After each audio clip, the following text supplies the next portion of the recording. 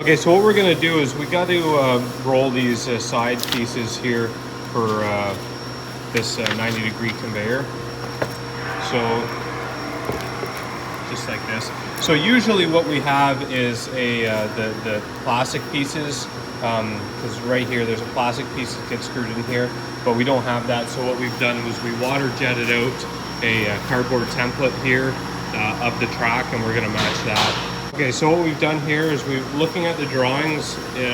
We know we're 14 inches on our exit side and on our inside radius.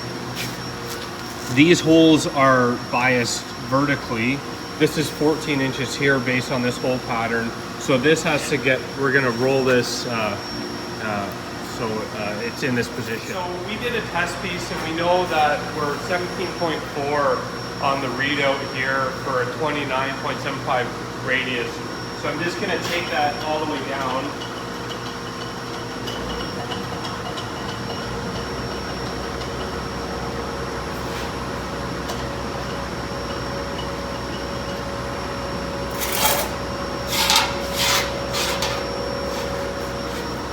Now it doesn't just bend directly underneath this, it bends in between the rolls, so you're gonna have to clamp this.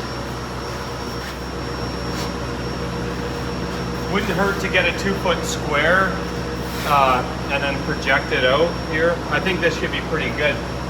Now if you're doing this with stainless steel and it's a number 4 finish, you're gonna have to have sacrificial pieces on the top and bottom. Usually we use like thin aluminum that we have laying around the shop for that. So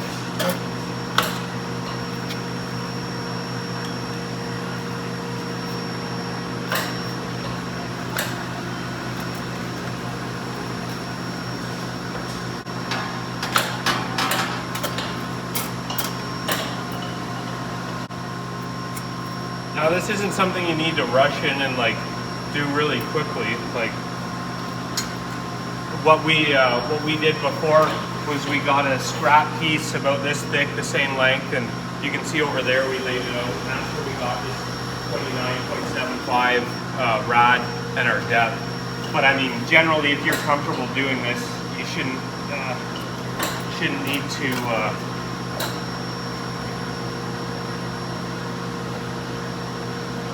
do it more than once. Like you can see, it's got some flex, and when we put the, like, it's a 1-inch thick piece of UHMW that gets screwed in there, and it you're further ahead to let that choose the radius, right? So that seems pretty good here.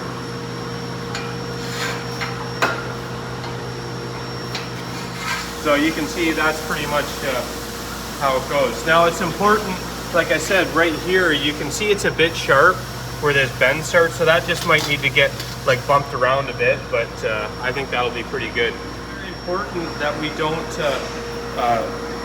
don't bend this the wrong way, because it's not symmetrical, meaning it's got tangent pieces, this tangent being 14 inches, that tangent being 8 inches, and the holes are biased to the top. So you have to really keep that in mind, and you're further ahead to take your time, visualize it, and like you can build some to these drawings as far as the part drawings, but it's very important to understand the assembly and put it in the assembly, because like I said, we would have done this backwards just based on the little sketch we had. So now that the piece has been powder coated and we put riv nuts in here, because you can't access the bolt nuts when the plastic's all in here.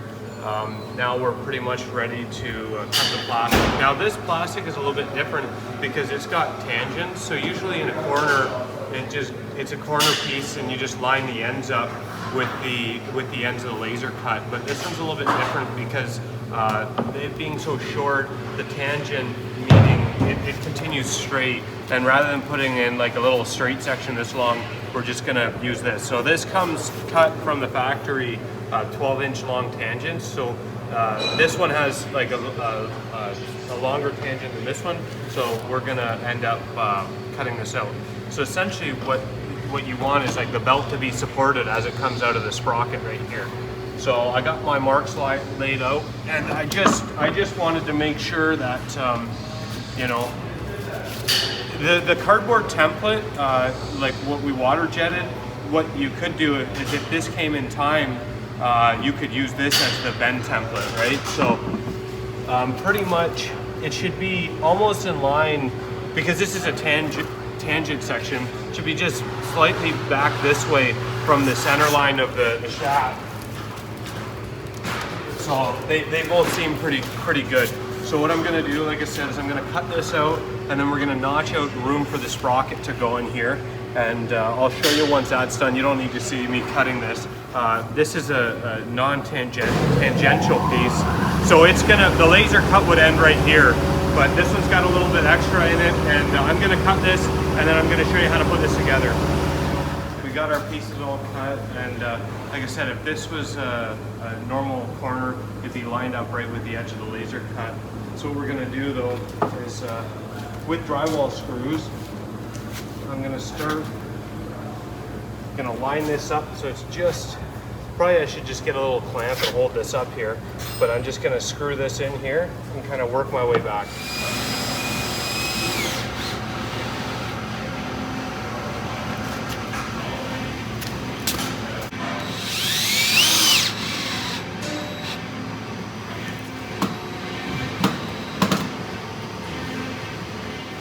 So you can see here I put some screws in.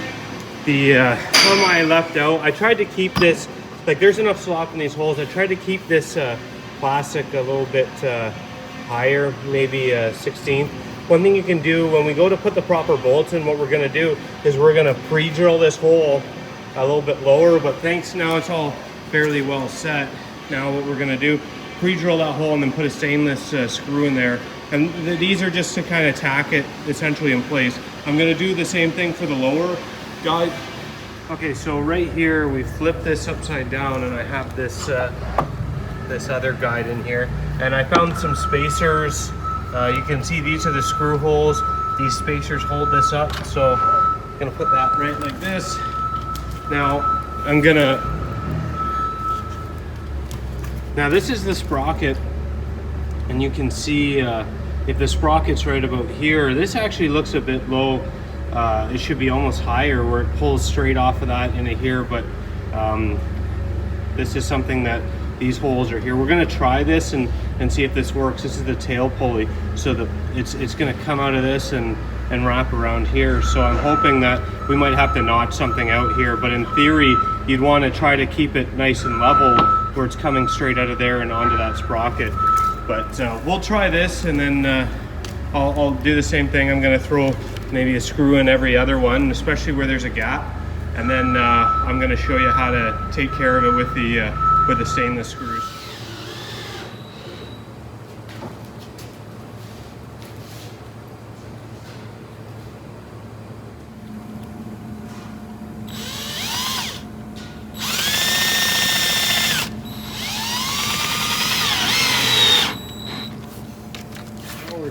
It'd probably be helpful. We'll probably put the legs on, just get them snug, and then while it's up at a reasonable height, probably take the screws out, or where there's a piece here, the screw is not there. You go in the center of that hole, you pilot drill it 1/8, and then you put the stainless screw in there. You work your way down. The ones like right here, you can see that's a little bit high. The you know, when you go and put some of these in, you can cheat the hole a certain way to kind of get it nice and flush. Like that's pretty much where you'd want to be. You don't want this higher than this, but you don't want this to be, you know, like a 1/2 inch, 1/4 inch higher. Okay, so you can see right here we're installing these screws. All it takes is a 1/8 drill bit, and these are the screws. So the ones that you're gonna have to go through, like we could take, this is a drywall screw in this one, but I might just try to put this screw in here, and we want to eyeball it.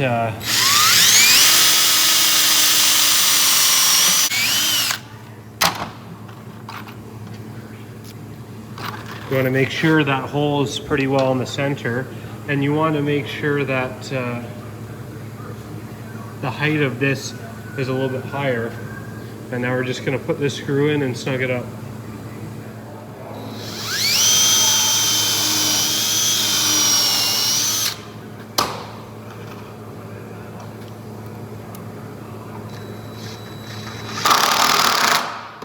You can see why the rib nuts are here, because with that plastic underneath, we can't get at those bolts. So that's just something to keep in mind. Here you can see the guides have been installed and the tractor, and you can turn it on.